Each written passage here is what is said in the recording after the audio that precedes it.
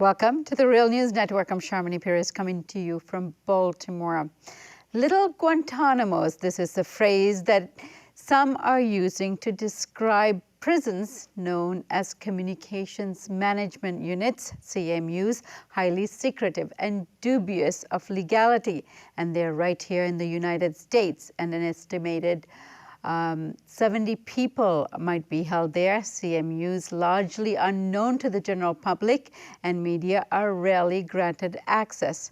Well, one journalist was recently able to get inside one of them in Marion, Illinois, and he joins us now to share what he saw. Will Potter is an investigative journalist and TED Senior Fellow and author of the book Green is the New Red, an insider's account of social movements under siege. Will, thank you so much for joining us today. Thank you for having me, Sharmini. So, Will, I guess on everyone's minds is how did you manage to get inside the prison? And of course, once you got inside, what did you see? Well, journalists are not allowed in CMUs, but I've been writing about one prisoner in particular for quite some time. From the day of his arrest, I'd followed him all the way through the legal process up through his conviction. And so I was able to visit Daniel McGowan, who's an environmentalist who is in the CMU, as a friend. And I was quite surprised by that even, because I'd uncovered evidence that the counterterrorism unit had been monitoring my work and speeches about CMUs and writing about CMUs that I had done. But I quickly found out how that happened. And it's because Daniel was told that if I asked any questions or if I reported about our visit, that he would be punished for my work. And when I arrived at the prison, I was reminded of the fact that I was not allowed to ask him any questions. Nevertheless, it was an important insight into how CMUs operate and an opportunity to see this from a perspective that other journalists have not been able to. And what does one have to do to be relegated to one of these prisons? How is the process determined? That's exactly the problem, is that we don't know. Even considering lawsuits that are pending right now, we still don't have clear answers to that question. All the prisoners I've talked to were transferred to the CMU without any warning. They were just notified in the middle of the night or early morning and then sent off to this secretive unit without explanation. When they asked for some opportunity to appeal their designation or some explanation for what has happened and why they're there, they were either ignored or answered in very simplistic terms and not really elaborated.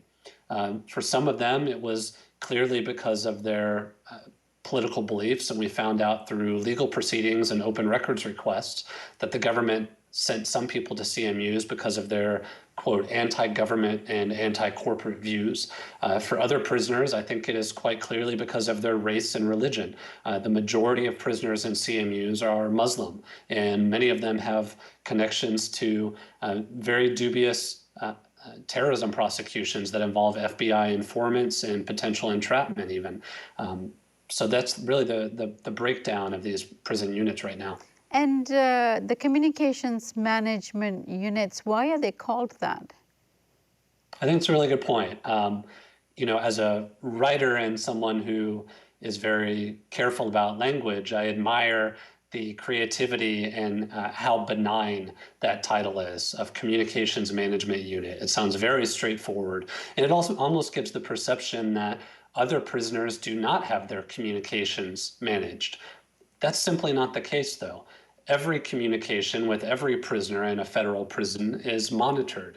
It's received by prison officials. The letters are reviewed. Phone calls can be reviewed. All visitation is monitored. The question then is, why are some prisoners singled out for much harsher treatment? And like I said, we don't have a good answer to that, but we've begun to see some of the government's rationale, and that really boils down to their political beliefs. And the other curious term behind all of this is the term inspirational significance. What does that mean, and how are prisoners classified as such? So as I was saying, the CMUs were opened secretly and, in many people's opinion, illegally. They didn't go through any administrative oversight. And only until years later did we start seeing some language describing what these prison units are supposed to do. And the government described them as facilities for prisoners with, quote, inspirational significance. And I think that's a very, again, very benign and quite brilliant way of describing what I think in any other environment would be considered political prisons for political prisoners. People are sent to the CMU because of their race and their religion and their political beliefs. In Daniel McGowan's case, for instance, I think he clearly has inspirational significance in relation to the social movements that he advocates for on environmental issues, on conservation, on climate change and things like that. And all of this, his writings about this while imprisoned, ended up in counterterrorism unit files and were used as evidence of why he should be imprisoned in a CMU. And tell us a little bit more about his case. How did he end up in this classified prison? So Daniel McGowan, like all the other prisoners in CMUs, has been convicted of crimes. In his case, he was convicted of participating in 2 arsons in the name of the Earth Liberation Front, which is a clandestine group that has used property destruction in the name of defending the environment. But like all the other prisoners in the CMUs, or I should say almost all the prisoners, he had no disciplinary violations and he had no communications violations. He was previously at a low security prison. In other words, he didn't have anything on his record prior to going to prison or after being incarcerated that would reflect this need for heightened security measures, which I think makes it even more clear of him being singled out because of his political beliefs. And how did you manage to convince the prison authorities to allow you as a friend into the prison if he's under such surveillance as far as his communications is concerned? It didn't take any convincing on my part. I mean, I just submitted my request just as any visitor would. It didn't take any convincing on Daniel's part either, which is quite surprising. It was approved really without any fanfare until, like I said, McGowan was told that if I wrote anything about our visit, he would be punished. And then when I arrived, I was told they knew all about my work. They knew about interviews on Democracy Now! In places like that. And that if I asked him any questions, the visit would be immediately terminated. And how many of these kinds of prisons are there? And also answer why these are in Indiana and Illinois. So there are 2 CMUs that we know about. One is in Marion, Illinois, and the other is in Terre Haute, Indiana. They both exist within larger federal prisons. So they are really prisons within prisons. They were opened, as I was saying before, without any oversight or accountability. There are similar facilities, such as in Carswell, the prison in Texas for women, but that are not being called Communications Management Unit, but seem to restrict prisoners in similar ways. And really the story is still emerging on that, of how, what the government's plans are, if there will be additional CMUs. There's a move to make these facilities permanent now rather than experimental. And we don't know how that's going to play out. And the restrictive nature for the media is something that's written, or did anyone tell you as a journalist you're not allowed to enter this prison? And if so, why? Yeah, it's communicated in several ways. It's through some of that procedural moves that I mentioned about going through the official process now to make these facilities permanent. It's also been communicated and exposed through a lawsuit by the Center for Constitutional Rights, which is taking on the case of Daniel McGowan and others and advocating for prisoners within the CMU. And as part of that, they've obtained must be thousands of pages of documents through the discovery process, which I was able to use in my presentation with TED to an extent as well, and also through direct communication to me when I was there at the facility. Right. And you say many of these prisoners are Muslim.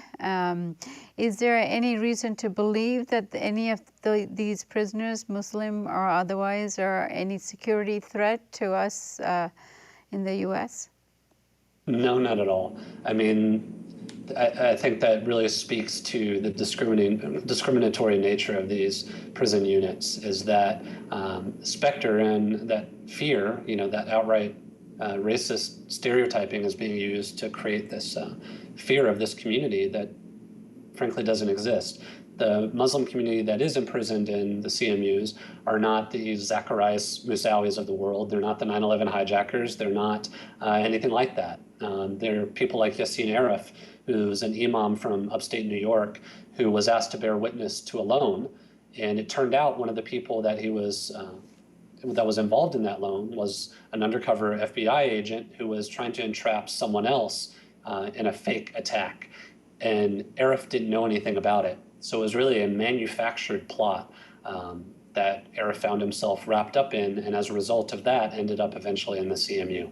Those are the types of cases that we're talking about here.